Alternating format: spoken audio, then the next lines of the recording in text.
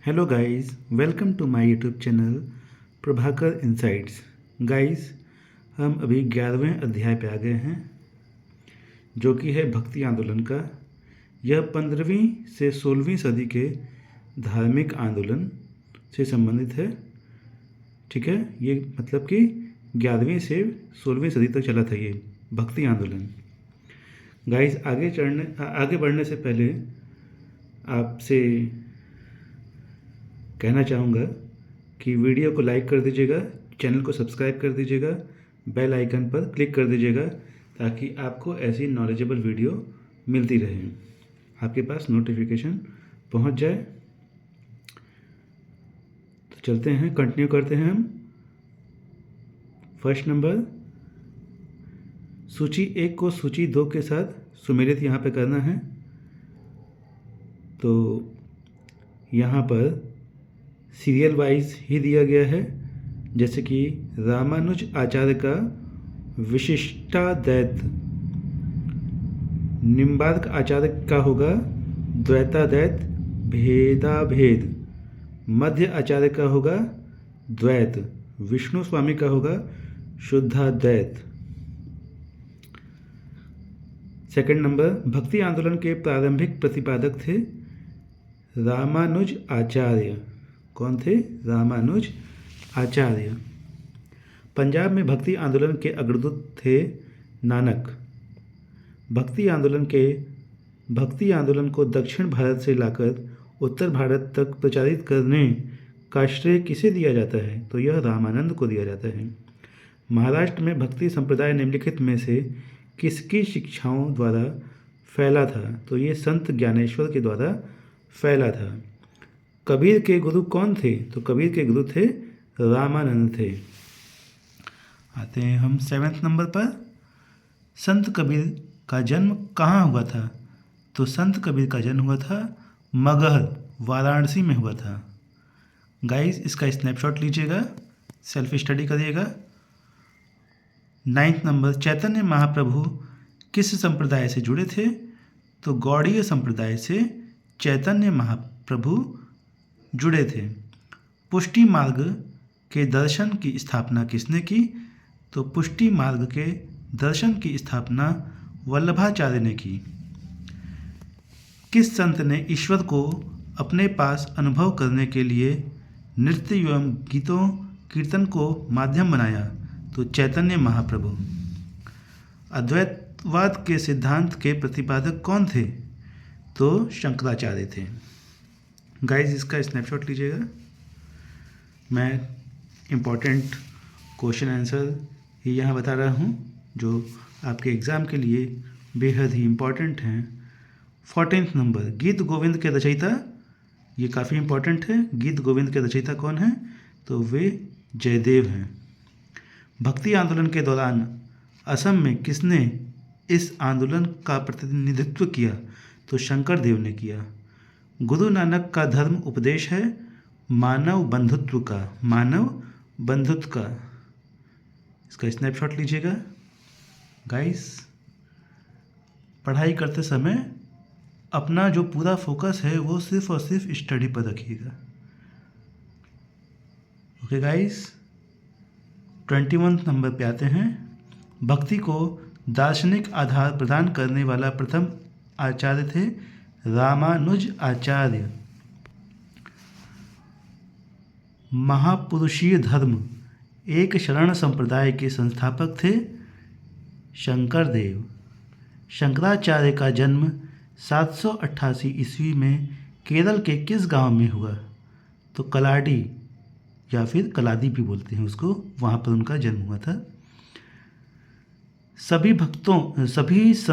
भक्ति संतों के मध्य एक समान विशेषता थी कि उन्होंने अपनी वाणी को उसी भाषा में लिखें जिसे उनके भक्त समझते थे। भक्ति आंदोलन का प्रारंभ किया गया आलवार नयनार संतों द्वारा। रामानुज के अनुयायियों को कहा जाता है वैष्णव। आदिशंकर, जो बाद में शंकराचार्य बने, उनका जन्म हुआ केरल में। बीजक का रचयिता कौन है? तो बीजक का रचयिता कबीर। भक्ति रस कवयित्री मीराबाई थी एक राजपूत शासक की पत्नी, एक राजपूत शासक की पत्नी थी। 30 नंबर, प्रसिद्ध भक्त कवयित्री मीराबाई के पति का नाम क्या था? तो राजकुमार भोजराज। ये काफ़ी इम्पोर्टेंट है, राजकुमार भोजराज मीराबाई के पति का नाम था, जो कि कवयित्री थी।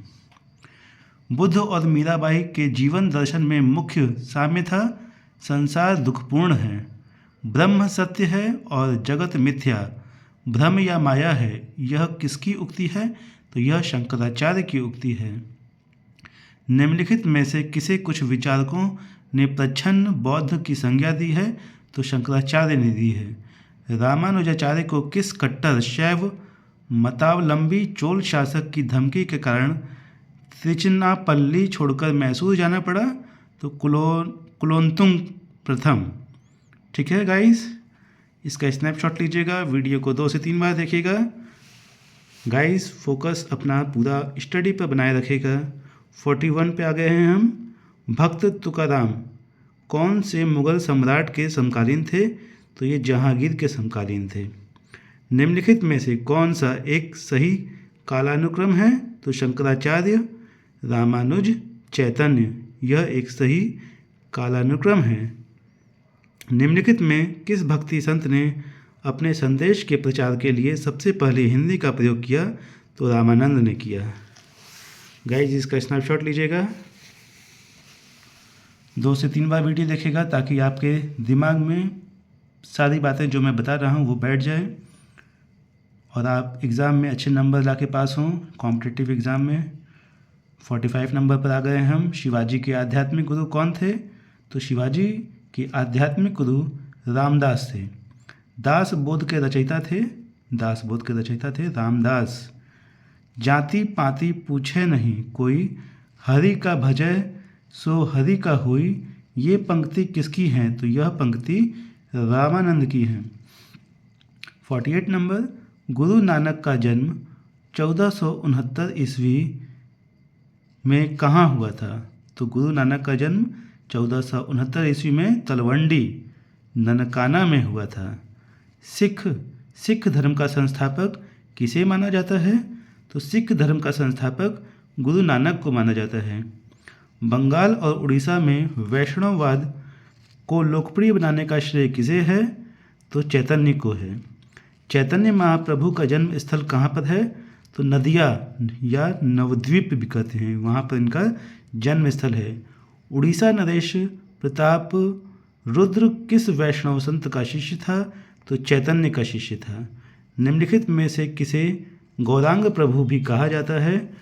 तो चैतन्य को गौरांग प्रभु भी कहा जाता है। इसका स्नैपशॉट लीजिएगा गाइस। सुमेलित का 55 नंबर, आलसियों का मूल मंत्र अजगर करे न चाकरी, पंछी करे न काम का रचयिता कौन है? तो मलुक दास हैं इनके रचयिता। महात्मा गांधी के प्रिय भजन वैष्णव जन तो तेने कहिए, जो पीर पराई जाने रे के रचयिता हैं नरसिंह मेहता। नरसिंह मेहता गुजरात के प्रसिद्ध संत थे। मुगल शासक मोहम्मद शाह रंगीला किस संप्रदाय का अनुयायी था? तो शिव नारायण का अनुयायी था। असम का चैतन्य किसे कहा जाता है? तो असम का चैतन्य शंकर देव को कहा जाता है। निम्नलिखित में से कौन भक्ति आंदोलन का प्रस्तावक नहीं था? तो नागार्जुन भक्ति आंदोलन का प्रस्तावक नहीं था। यहाँ पर भक्ति आंदोलन का प्रस्तावक कौन कौन था? तो यहाँ पर भक्ति आंदोलन का प्रस्तावक था तुकाराम, त्यागराज, वल्लभाचार्य, ये भक्ति आंदोलन के प्रस्तावक थे। और कौन नहीं था? तो नागार्जुन नहीं थे।